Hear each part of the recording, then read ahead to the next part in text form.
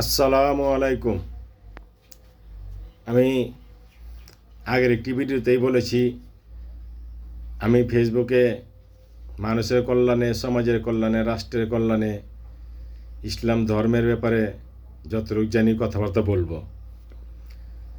তো আজকে কয়েকদিন যাবৎ দেখছি একটি খবর খুব ভাইরাল, যে বাংলাদেশ ট্রাফিক পুলিশ বিশেষ করে ঢাকা শহরে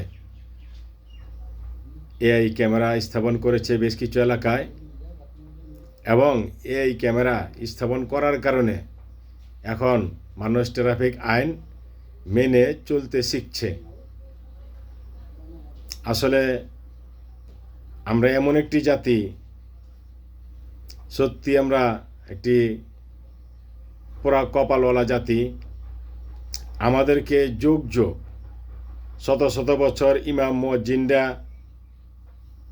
ধর্মের ওয়াজ করে, নসিহত করে, জুমাবারে খুতবা শুনিয়ে যেমন ভালো মুসলমান বানাতে পারে নাই, তেমনি বছর বছর পুলিশ, ট্রাফিক পুলিশ আমাদেরকে ট্রাফিক আইন মানতে শিখাতেও পারেনি, বাধ্যও করতে পারেনি। সব আইন যে জনগণ সহজে মানবে এমন কিন্তু না, জনগণকে বাধ্য করতে হয়। শিশু সন্তানরা যেমন দুষ্ট থাকে, বাবা মার দায়িত্ব কিছু শাসন করা, তেমনি পৃথিবীর সব দেশের নাগরিক প্রথম থেকেই সুনাগরিক ছিল না। Japan, Singapore, Switzerland, Finland, Norway যাই বলেন, সকল দেশের নাগরিকই একসময় বেদব ছিল, আমাদের মতো সুনাগরিক ছিল না, সভ্য নাগরিক ছিল না। সরকারই তাদেরকে সুনাগরিক হতে বাধ্য করেছে, সভ্য নাগরিক হতে বাধ্য করেছে। এখন সরকার আর তেমন শাসন না করলেও তারা ধারাবাহিকভাবে যোগ যোগ সভ্য থাকার কারণে, সচেতন থাকার কারণে সেভাবেই তারা জীবনযাপন করে এবং তাদের রাষ্ট্র সেভাবেই ফাংশন করে চলে। কিন্তু আমরা তো স্বাধীনতার পরে পর্যন্ত তারা সভ্য হই নাই, সচেতনও হই নাই, এবং আমাদেরকে করতেও পারে নাই। শেষমেশ কী হলো, এআই ক্যামেরা এসে ট্রাফিক পুলিশের জায়গা ধীরে ধীরে দখল করবে এখন বোঝা যাচ্ছে, এবং মানুষকে ট্রাফিক আইন মানতে বাধ্য করবে।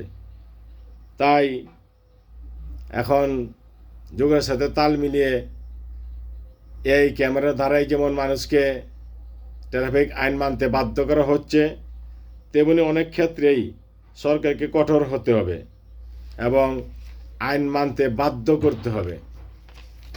আইন মানতে বাধ্য করার জন্য সরকারের সুন্দর সুন্দর যোগ উপযোগী নীতিমালা নিতে হবে। এরপর যেমন রাজনীতিবিদরা আমাদেরকে ভালো সুনাগরিক বানাতে পারল না, নিজেরও সহনশীল রাজনৈতিক দল হতে পারল না, একে অপরকে নোংরা ভাষায়, বিশ্রী ভাষায় দোষারোপ করা ছাড়তে পারল না, বা একে অপরকে একটু সহ্য করার মতো ক্ষমতা অর্জন করতে পারল না।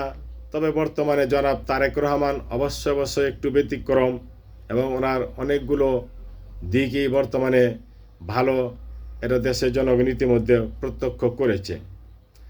তেমনি শিক্ষকরা যেমন ছাত্রদেরকে ভালো ছাত্র বানাতে পারে নাই এই পর্যন্ত, এবং লেখাপড়ার মানও ভালো করতে পারে নাই। সেরকম দুর্নীতি কমিশনও আমাদেরকে দুর্নীতি থেকে ফেরাতে পারেনি, এবং নিজেরাই দুর্নীতিগ্রস্ত হয়ে পড়ে দুর্নীতি দমন কমিশন। আমাদেরকে কীভাবে ফিরাবে? মানে আমরা একটা পোড়া কপালওয়ালা জাতি। তেমনি না পারল সরকারি চাকরিজীবীরা জনগণের সেবক হতে, না পারল জনগণকে মন দিয়ে সঠিক সেবা দিতে। এরকমই এদেশের দোষের কোনো শেষ নেই, আমার আপনারও দোষের কোনো শেষ নেই। যেমন সরকারের দোষের কোনো শেষ নেই, সরকারের আমলা, সরকারের চাকরিজীবী, সরকারের সচিব, প্রশাসনের যেমন দোষ নেই, তেমনি আমার আপনাদেরও দোষের কোনো শেষ নেই। আমাদেরকে অবশ্যই অতি শীঘ্রই সুনাগরিক হতে হবে। জনাব তারেক রহমান একটু পথ আমাদের দেখাচ্ছেন, আমরা আশা করব ধীরে ধীরে সুনাগরিক, সভ্য জাতি, দেশপ্রেমিক জাতি হিসাবে বিশ্ব দরবার আমাদের তুলে ধরব। সকলকে ধন্যবাদ।